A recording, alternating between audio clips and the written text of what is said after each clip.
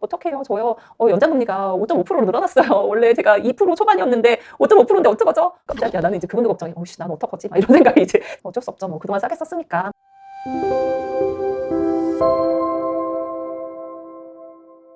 안녕하세요. 반갑습니다. 얼마 전에 신문사하고 제가 인터뷰를 했었는데 만난 고객이 몇 명이냐라고 물어보더라고요. 지금은 제가 이제 서류를 직접 받으러 고객을 만나지는 않는데 제가 오랫동안 대출 서류를 직접 작성을 한 적이 많이 있었잖아요. 하루에 평균 3명은 만났던 것 같아요. 정말 많이 만날 때는 하루에 8명도 만났거든요. 맞벌이 부부가 많다 보니까 그분들이 모두 공동 명의로 이제 대출 서류에 사인을 하는데 늦게 만나지 않은 주말밖에 안 돼요. 뭐 이러다 보니 주말까지 일을 하게 됐고요. 3명 곱하기 한 달에 30일이잖아요. 3 곱하기 30하면 90명. 1년이면 1000명이고 제가 11년 일을 했으니까 10,000명이 넘는 사람들의 대출을 제가 이제 실행을 했다라는 생각이 드니까 이런 사례들을 조금 구체적으로 알려드리면 좋겠다라는 생각이 들었거든요. 첫 번째, 현재 2주택자인데요. 한 채는 주택을 교환하고요. 한 채는 그냥 두고 있는데 그 교환한 주택에 제가 머물면서 전세대출을 받아도 되나요? 집을 하나 팔고 그 집에 내가 전세로 들어갈 수 있나요? 라는 게 이제 질문의 핵심이에요. 이런 거를 뭐라고 하냐면 주전세라고 해요. 주인이 전세를 사는 거죠. 집이 한 채였는데 그 집을 팔고 전세로 들어간다. 이것까지 괜찮고요. 두 채인데 한 채를 팔고 그 집에 전세로 들어간다. 그럼 1주택자니까 가능해요. 그런데 세 개인데 한 채를 팔고 그 집에 들어간다. 그럼 2주택자라서 1금융권에서는 전세 대출이 불가하다라고 생각을 하면 될 것 같고요. 주전세도 얼마든지 가능한데 은행에 따라서 조금 제약을 두는 경우가 있기 때문에 선택을 할 때 내가 되는 은행인지 안 되는 은행인지를 먼저 체크를 해야 될 것 같고요. 예전에는 그 전입신고를 좀 뺐다 들어가야 된다. 뭐 이런 이상한 규정들이 있었는데 요즘은 그냥 인정하고 들어가는 은행도 많으니까 안 되는 건 아니다라고 생각을 하면 될 것 같아요. 전세 대출의 기본 개념만 잊지 않으면 될 것 같은 생각이 드는데 무주택자와 9억 이하를 소유한 1주택자만 가능하다라고 생각을 하면 될 것 같습니다. 이제 두 번째, 전세 대출을 받았는데 전입신고를 뺐어요. 딴 데로 이제 전입신고를 옮겨놓고 그러는 사이에 집주인이 그 집에 대출을 받았어요. 그러면 저는 연장이 안 되나요? 집주인이 나쁜 사람이면 그 집값만큼 대출을 받는 경우도 있어요. 집값이 5억인데 3억에서 4억의 대출을 받아버리면 내 보증금은 그냥 안녕이라고 제가 항상 말씀드렸죠. 세입자 순위가 뒤로 밀린 거죠. 이 경우에 전세 대출이 연장이 될까요? 라는 게 이제 관건이었는데 보증기관에서 안 된다. 라고 이제 연락이 왔어요. 왜냐하면 약속을 어기지 않았느냐, 전입을 빼면 안 된다고 분명히 전세대출을 받을 때 말씀을 드렸는데 전입을 빼버린 거죠. 그리고 거기다가 집주인이 대출까지 받았다는 거예요. 이렇게 되면 블랙리스트라고 하죠. 보증기관에 블랙리스트로 올라가 버리면 어느 보증기관에서도 잘 보증을 서주지 않는 경우가 많아요. 연장을 해야 되는데 어떻게 하면 좋아요? 라고 했을 때 이제 방법은 하나밖에 없었어요. 가족 중에 전세 대출을 대신 받아줄 사람이 있어야 되는 거죠. 전세 계약자를 변경해야 되는 거예요. 계약자를 가능한 분으로 교체를 해서 다시 전세 대출을 이제 받는 경우도 있기는 한데 여러분들은 조심하셔야 돼요. 절대로 전입을 빼면 안 된다라는 거 명심하셔야 된다는 거죠. 그래서 전세 대출 상담에 대해서 말씀드렸고요. 담보대출에 대해서 한번 설명을 해드리고 싶은데 최근에 이런 분들이 많이 계세요. 고정금리를 받았으면 걱정이 없는데 변동금리인데 1년 변동금리였어요. 근데 저도 마찬가지예요. 저도 1년 변동금리 받았거든요.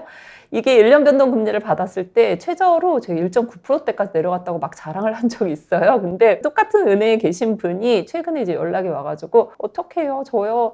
연장금리가 5.5%로 늘어났어요. 원래 제가 2% 초반이었는데 5.5%인데 어떡하죠? 깜짝이야. 나는 이제 그분도 걱정이, 어우씨, 난 어떡하지? 막 이런 생각이 이제, 전 내년 5월이거든요. 걱정이 좀 되는데, 어쩔 수 없죠. 뭐, 그동안 싸게 썼으니까, 뭐, 어쩔 수 없죠. 그냥 쓰던지, 대환하던지, 방법은 두 가지인데, 어떻게 하면 좋을까요? 그랬더니, 대환을 하고 싶다고 말씀하시더라고요. 자, 대환 금리는 본인이 연장금리보다는 싸요. 그때 5.3, 4% 정도 됐던 것 같은데, 그 당시에 금리가 한 4.5%대였으니까, 좀 쌌죠. 그래서 그걸로 그럼 갈아타게 해주세요 라고 얘기를 해서 제가 이제 확인을 해봤어요. 어떤 은행이 가장 좋은지. 그 당시에 보험사 금리가 좀 저렴했고요.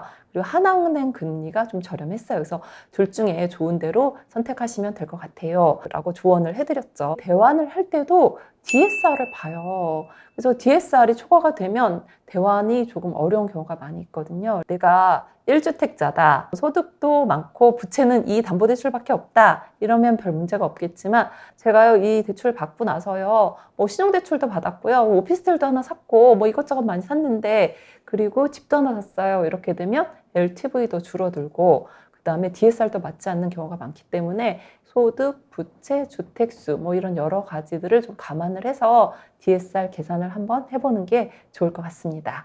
이분 같은 경우는 고정금리로 대환을 했는데 저는 살짝 좀 걱정이 되기는 해요. 이거는 누구도 알 수 없는 거예요. 근데 금리가 내려가.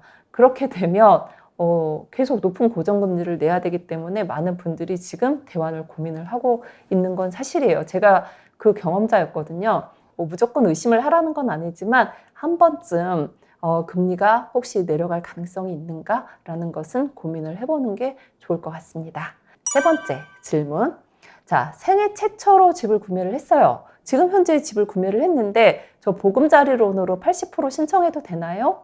라고 물어보는 분이 계셨어요. 보금자리론이 금리가 일반 시중은행 금리보다는 저렴하기도 하고 장기 고정금리잖아요. 그래서 선호를 하시더라고요. 그래서 안 되는데요. 결론은 안 됩니다. 지금 보금자리론은 11월에 개정을 앞두고 있어요. 생애 최초에 대해서. 그래서 현 시점에서는 보금자리론을 이용을 해서 80%의 대출을 받을 수 없기 때문에 은행 상품에 대해서 80%만 가능하다라고 이제 말씀을 드렸거든요.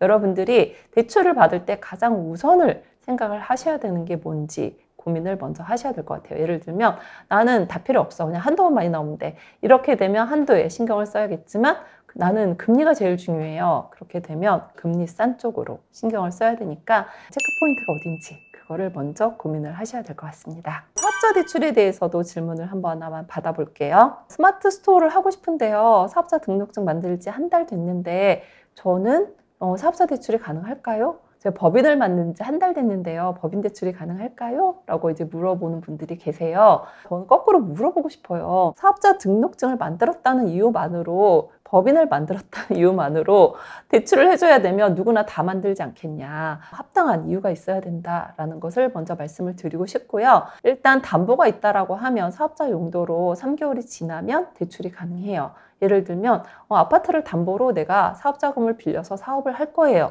라고 하면 당연히 3개월 지난 분들은 대출이 가능하고요. 그리고 내가 3개월 사이에 매출을 어마무시하게 많이 일으켰어요. 은행에다 충분히 설명을 할 수 있다라고 하면 그 매출액을 바탕으로 보증서 발급이 된다면 사업자 대출을 해줄 수는 있어요. 그래서 여러분들이 사업자 대출을 받을 때는 어느 정도 담보가 있거나 매출이 있어야 가능하다라고 생각을 하면 좋을 것 같습니다. 이번 시간에는 여러 가지 질문에 대해서 말씀을 드렸고요. 댓글로 여러분들이 궁금한 사항이라든지 질문을 남겨주시면 제가 그 질문을 토대로 다음 영상을 찍을 때 답변을 해드리겠습니다. 감사합니다.